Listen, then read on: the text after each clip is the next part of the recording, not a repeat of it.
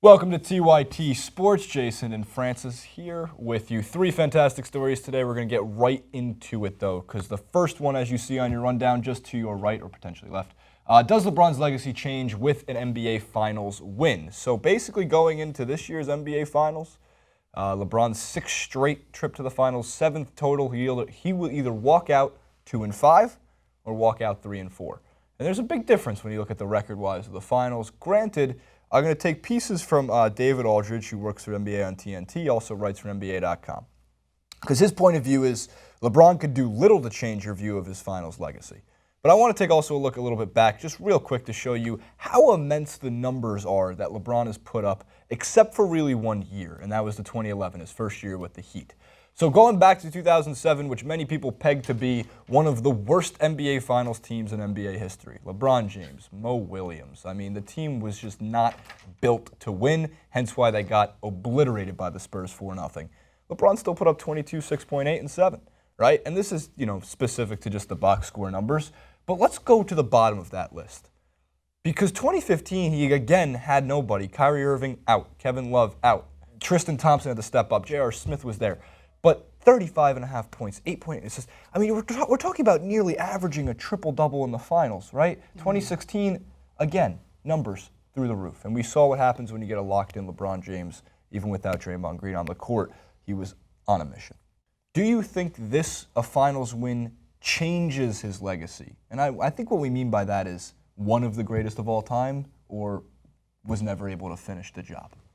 LeBron James will go down for me as one of the greatest of all time. No matter what happens in this Finals, I think he continuously proves that he's able to take his team to the next level in terms of getting them to a superior level and getting to the championship game, right? It's a ridiculous argument in any sport, I think, to say that one person single-handedly guides them to victory, right? Michael Jordan is a unique player in terms of, I think he is one of the athletes that's closest to that realm in terms of how he did it single-handedly at times. But as you mentioned before, and I look back at tapes, he had Pippen with him. He had other players that were able to step up.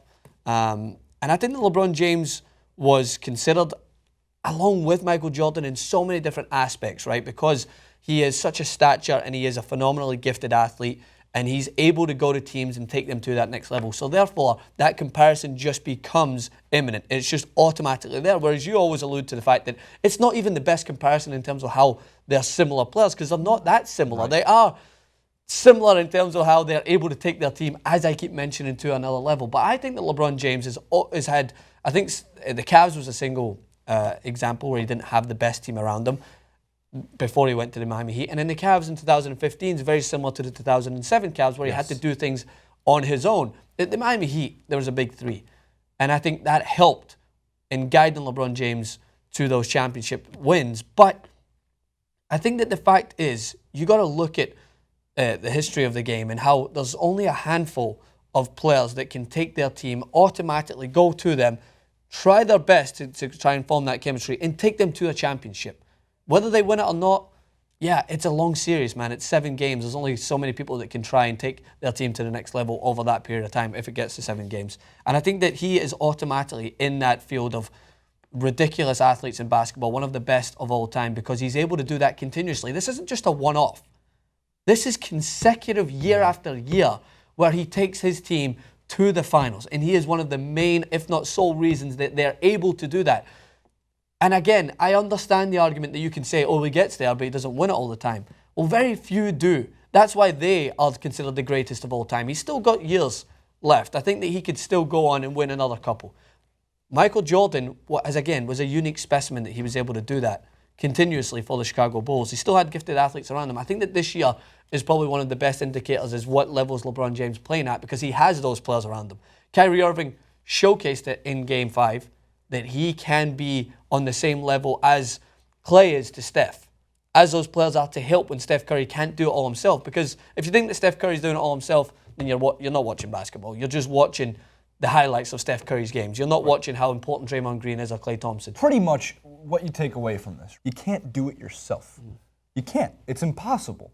LeBron James, well, he had Dwayne Wade, a Hall of Famer, granted on the back nine of his career. They did win 2 of 4 championships in Miami. And people say that's not the job being accomplished. 2 of 4 championships. Do you know who was 0-3 in the finals? That would be Karl Malone. Do you know who was 0-3 in the finals? That would be John Stockton. Do you know who was 0-1 in the finals? That would be Charles Barkley. Yeah.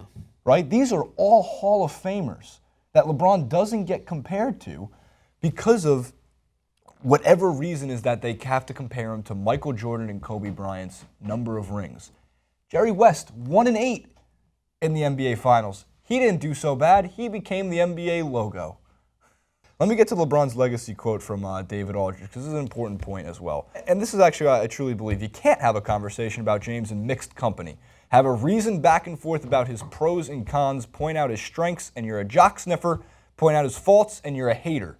Yet every season seems to become a referendum to James, now in his 13th NBA season, having played more career playoff games, 197 as of tonight, which was Game 5, tying Manu Ginobili for 9th on the all-time list, than Magic, 123 career postseason games, I'm sorry Dan, the entirety of the Los Angeles Clippers franchise, 97, and the Toronto Raptors, 62, to name a few.